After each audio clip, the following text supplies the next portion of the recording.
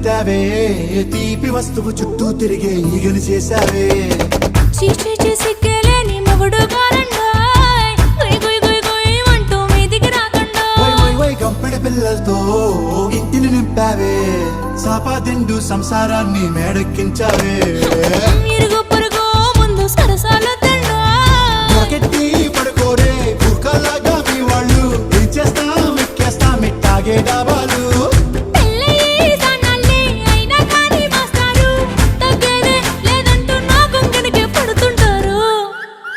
హే